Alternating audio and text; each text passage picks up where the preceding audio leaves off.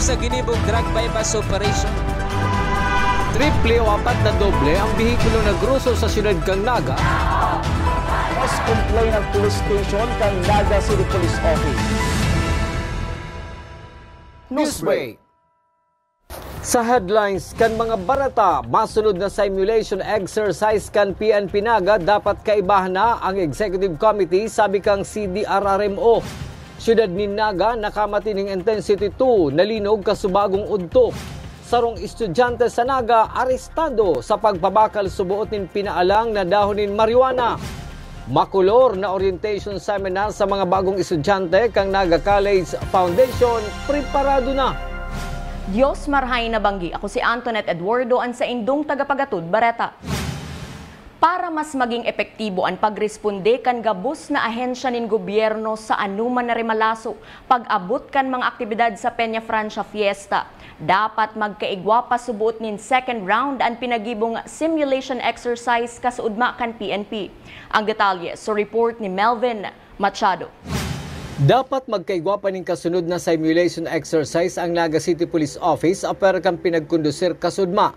Alagad para sa pamayo kang City Disaster Risk Reduction and Management Office na si Mr. Ernesto L. Camel, dapat kaibahan na ang Executive Committee. Pwedeng tukaron ang nasabing bagay sa pagtiripon kang Joint Operations Center kung sain kabali sa matukaw ang alkalde kan siyudad ni Naga. Ang kagandaan mi po kay CD, magkaigwa ning another round na kabali sa si Executive Committee kang Peña Francia activities dahil kadakulon po si role na ninda kang ibang opisina na mayo duman simbahan dahil po nagduman si Coast Guard nga ni dapat guyod-guyod na si Baruto ninda kinuha pa sa kamaligan, so dapat may mga dapat pang pagkauruyunan. Sa gradong 1 to 5, tinawanin gradong 3 ni CDRRMO Head El Camel ang ginibong CIMEX kasudma para matawan pagkakataon na mas mapakaray pasubot ang kakayahan ka mga otoridad sa panahon na igwaning rimalaso sa siyudad ni Naga. General assessment, halimbawa 1 to 5, ang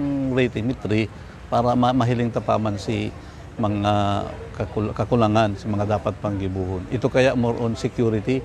Mientras tanto, ang gabos na pagpreparar na ini ang may sarusan ng obheto, ang masiguro, ang seguridad ka mga bisita kang siyudad kang Naga sa masunod na mga bulan. Para sa One Media, TV48 Naga, Melvin Machado, Newsbreak. Sa iba pang bareta, tectonic ang origin kan 3.4 magnitude na namatean na linog kasubagong pasado alas 12:38 nin pagkaudto na ang sentro yaon sa Pamplona, Camarines Sur.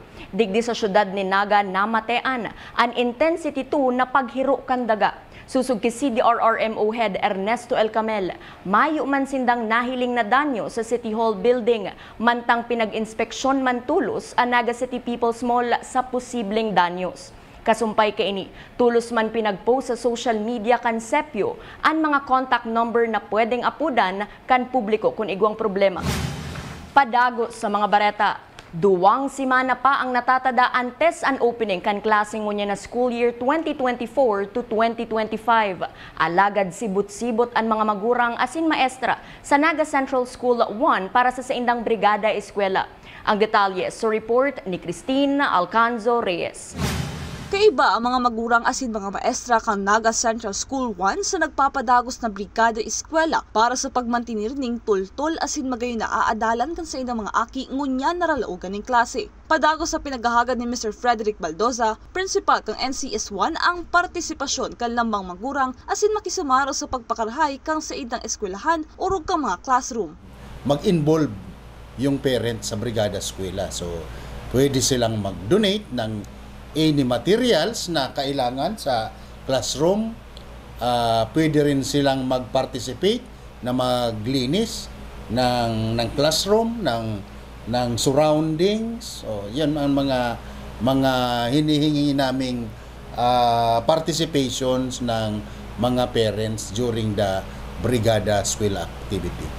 Hulit na panahon na ning tag-uran, saro sa hinihiling ang lumang mga classroom na iyo ang makakamati ning kadikit na paglaog ning tubig, kaya saro subot ini sa saydang pinag-aaksyonan. Sa tabang kan lokal na gobyerno kan Naga, nakipag-ulay na si Mr. Baldoza na sindam matabangan asin magibuhan nin paagi. Mayroon na lang area na binabaha. Lalong-lalo na yung mga lumang classroom kasi yung yung flooring ng kanilang classroom ay medyo mababa. So yung mga bagong classroom namin ngayon ay medyo elevated yung mga floorings. We have already requested an assistance from the LGU na i-elevate. Actually last school year mayroon kaming isang classroom na elevate, so nandyan yan. Pero ngayon again we seek an assistance from the local government of Naga for that purpose. Matapos ang Brigada Eskwela sa Petsa 26 kan presenting bulan. Para sa One Media TV48 Naga, Cristina Canzo Reyes, Newsbreak. Mientras tanto, 500 na estudyante na ang nakapag-enroll sa Naga Central School 1 para ngunya na school year. Inaasahan manindaan pagruso kan mga magurang kaiban sa indang mga aki sa mga huring aldaw nin enrollment. Kanakalihis na taon, may 2,500 na enrollees ang NCS1. Sigun ki Principal Frederick Baldoza, maako pa sinda nin enrollees maski magpuuna ang klase sa July 29. Last year kasi ang enrollment namin ay nasa 2,500 from kindergarten to grade 6. So this year we are expecting na masurpass namin yun. So at least siguro mga 2,600 kaming enrollment. So far yesterday tinanong ko yung in charge sa quick count ng enrollment, nasa 500 pa lang yung naka-enroll. Anyway, we have enough days pa naman bago mag-close yung enrollment, and even nga ni tapos na yung scheduled enrollment, we still accepting during nag-start na yung classes, we still accept late enrollment. Padagos sa mga bareta, grandstand sa lumang DepEd office na yaon sa likodan na parte kan Camarines Sur National High School, gigibuhon na subuot parking area. Ang detalye sa report ni Christine Alcanzo Reyes. Pinag-meeting na kang Barangay Peña Francia ang mga eskwelahan na yaon sa Peña Francia Avenue, syudad ni Naga, manungod sa inaasahang trapiko sa burukasan ng klase. Inisar uman sa imamonitor kang Naga City Police Office asin iba pang ahensya na matabang na mamantinir ang bulos kang mga bihikulo. Inaasahan man ang traffic sa may parte kang Jacob Street sa parte kang Naga Central School 1, huli kan pagdakol kang mga estudyante asin mga bihikulo. We are expecting na ang traffic talaga, kasi sabi ko nga ang enrollment namin dito is kung sabihin natin 2,500, tapos sa kabila 2,000 naman plus Camarines Sur, ang enrollment nila dyan nasa 10,000 yata. So imagine kung magsabay-sabay yun, so talagang magkakaroon ng congestion of traffic. So yung road baga natin sa Peña Francia and Jacob, lang yan two lanes na naman. So kaya talagang magkukos ng traffic. Gigibuhon naman na parking area ang parte kang grandstand nakataid kang Camarines Sur National High School para mapahiwas asin mabawasan ang mga sasakyan na nakaparking sa mga gilid kan tinampo na nagkakausa ning magabat na trapiko. Big meeting na kami ni Kapitan, ining area, ining Ocampo Street, yan road na yan, Ocampo Street ang pangarang kayan. So bawal dyan talaga mag-park. So bawal dyan mag-park. Itong mga aki na may sundo, hindi na pwedeng mag-park dyan, papababaon sa na si aki, tapos maabanti na sinda. And sabi ni Kapitan, itong old sports complex dyan sa grandstand, ipapayutilize yan as parking area, lalo na kan si mga personnel, teachers, kan Naga Central 1 and 2 and the Camarines Sur National High School, para talagang dai maging ulang. Kasi dati ang ibang mga service kan mga teachers rayaon dyan along the way nakapark. Para sa One Media TV48 Naga, Cristina Alcanzo Reyes, Newsbreak. Sa pagbabalikan newsbreak, duwang kambing nilapa ni German Shepherd sa sarong barangay sa Naga. Iyan as iniba pang mga bareta sa pagbuelta kan One Media TV48 Naga Newsbreak. Dakop sa ginibong drug bypass operation. triple o 4 na doble ang bihikulo na gruso sa siyudad kang Naga. Mas complain ang police station kang Naga City Police Office. Newsbreak. We invest in shaping the future of healthcare. Our investment in the state-of-the-art facilities and the latest equipment means our students gain hands-on experience with the current technology driving the healthcare industry forward. From immersive laboratories to AI-powered patient model simulators to innovative learning environments, our graduates are prepared to meet the challenges of modern healthcare. The Naga College Foundation, College of Health Sciences, your premier leap to becoming a champion of healthcare.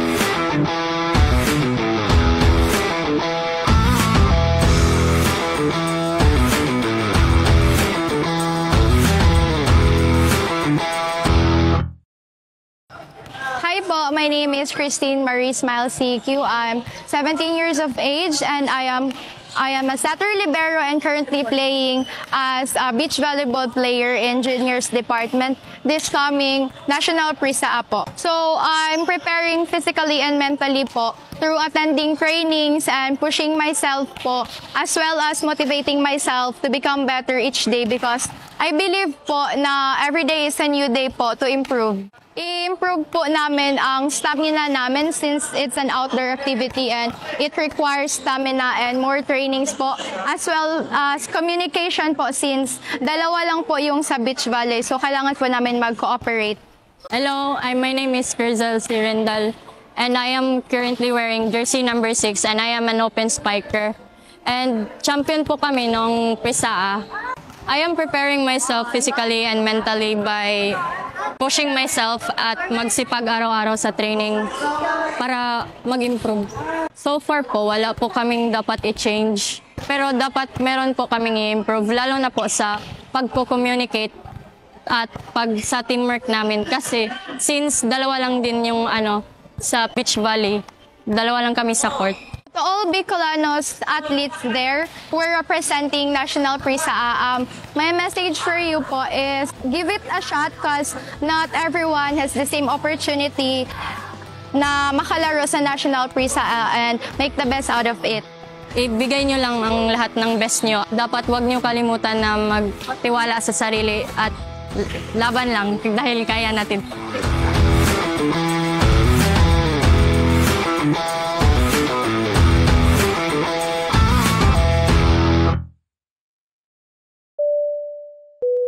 Flight attendants, prepare for takeoff, please.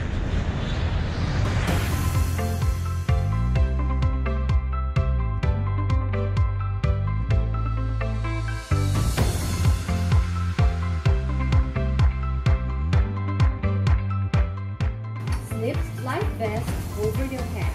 Take the tape around your waist.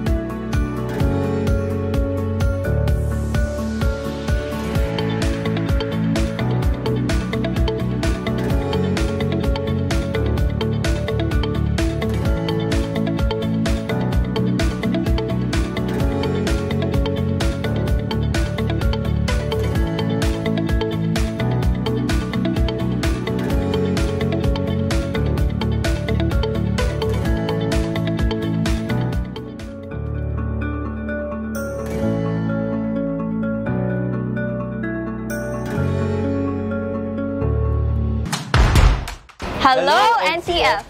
Welcome to the Naga College Foundation Incorporated, where academic excellence meets limitless opportunities. Welcome to the home of the champions. Join us as we leap into the future. NCF is committed to providing state-of-the-art facilities to nurture the next generation of professionals. Our first-class facilities are designed to empower our students and equip them with the skills and knowledge needed to excel in their chosen field. Here at NCF Wings, you are a step closer to your dream of becoming a flight attendant. This is the first cabin crew training in Bicol. But at the heart of it all is the newly constructed College of Criminal Justice Education building. The Naga College Foundation Incorporated is one of the 10 schools in the Philippines recognized by the Commission on Higher Education as the Center of Development in Criminology. Our classrooms are designed to facilitate interactive learning, Strategically designed to support collaborative discussion and critical thinking. This building is home to Bicol's first world-class indoor firing range, which provides our students first-hand training in ensuring that they are proficient in firearm safety and marksmanship. From crime scene simulation laboratories to forensic science facilities, NCF-CCJE has a wide range of specialized resources to prepare its students for various career opportunities in criminal justice. Unlock your potential today. Join us as we leap into the future. Join the Naga College Foundation College of Criminal Justice Education.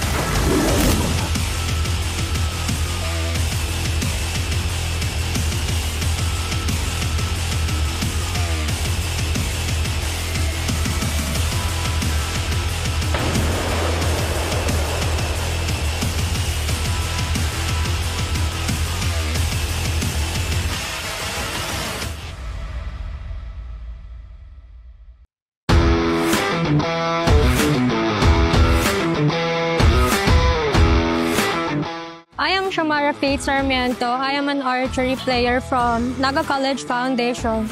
And last regional PRISA, I got 6 gold medals. I am Mark Dominic Picolliantes. I've been playing archery since I was elementary. Since then, archery became my passion.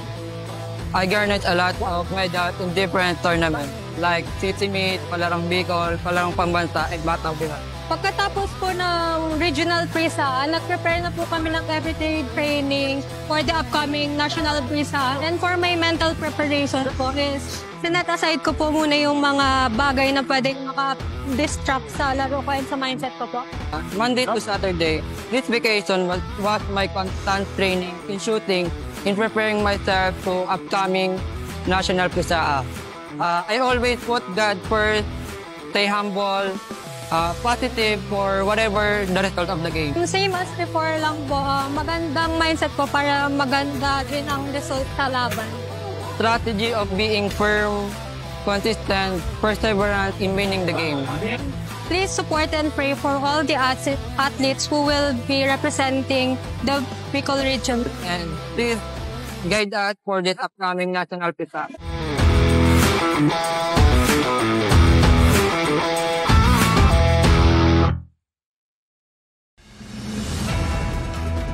Dakop sa ginibog drug bypass operation. Triple o 4 na doble ang bihikulo na gruso sa siyudad kang Naga. Mas complain ng police station kang Naga City Police Office.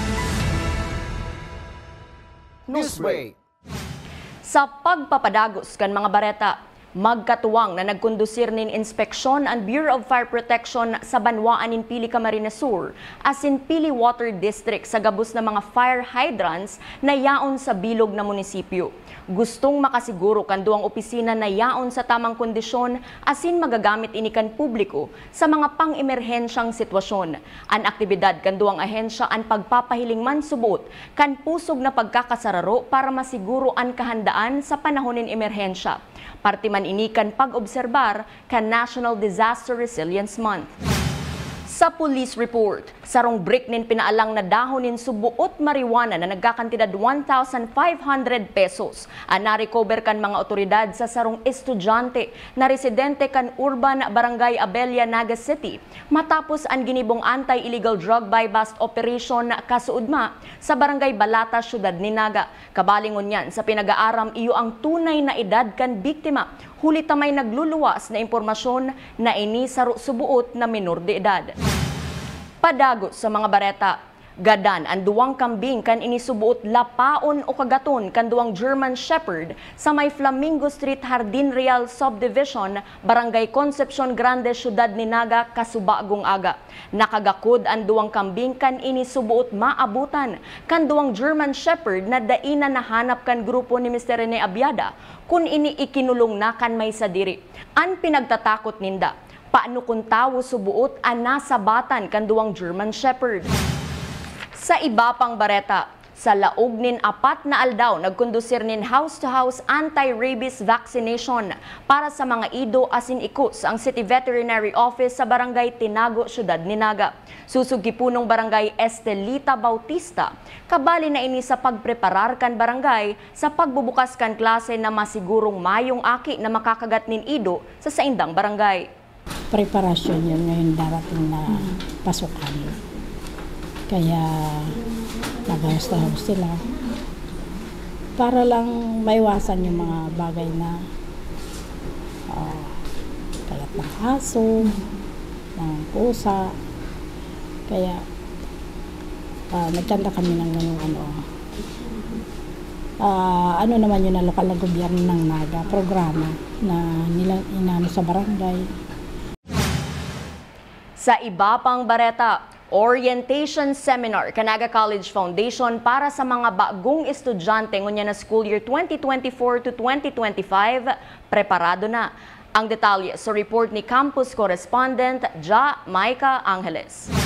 Classroom orientation, acquaintance program, club hunt as in orientation para sa mga magurang. Nagkapirasa na ini sa mga gigibuan sa mga maabot na aldaw kan Orientation Seminar 2024 kan NCF Basic Education Department. Ini taon-taon man pigigibo alagad mauwat ninda na maitao ang mas maugma as in memorable na welcoming event para sa mga new breed of tigers. Ang schedule kan ORSEM, mapuon ngayon na July 15 hanggang July 27, ini po ang grade school hanggang senior high school. As in formal man pupunan ang klase kan junior high school 22 kan Hulyo, as in pet sa 29 man sa senior high school. Nagpaabot man in imbitasyon ang NCF Basic Education Department Principal na si Mr. Al Noel Asis. Welcome to our new Tigers, grade 7 and transferees.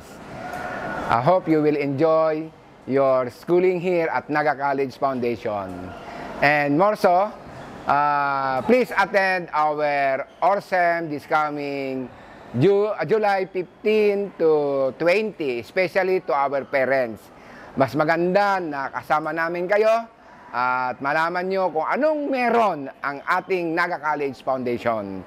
Para sa inyong pag-stay dito sa NCF, alam nyo kung ano mga dapat gawin, alam nyo kung ano ang mga dapat puntahan, at alam nyo kung paano kayo matutulungan ng ating mga guro. NCF means Nurturing and Caring Faculty. Again, welcome and hope to see you this coming July 15 to July 20, particularly to all our parents. Arog sa tema kan sa indang ORSEM, Tukad, Champions Conquering the Future, padagos kitang matukad para sa mas maliwanag na puturo. Ini si Maika Angeles para sa One Media TV48 Naga Newsbreak. Asin yan ang mga bidang baretang nakalap kan mas pinakusog na puwersa kan One Media TV48 Naga News and Bicol Affairs. Dai malingaw na i-follow ang Samuyang official Facebook page. Asin i-hit ang subscribe button sa Samuyang official YouTube channel. One Media TV48 Naga, tanganing updated kita sa mga bareta asin istoryang bida. An Bicolano, ako si Antoinette Eduardo asin ini ang One Media TV48 Naga Newsbreak. Dakop sa ginibong drug bypass operation. Triple o 4 na doble ang bihikulo na gruso sa siyudad kang Naga. Post complaint ng police station kang Naga City Police Office. Newsbreak.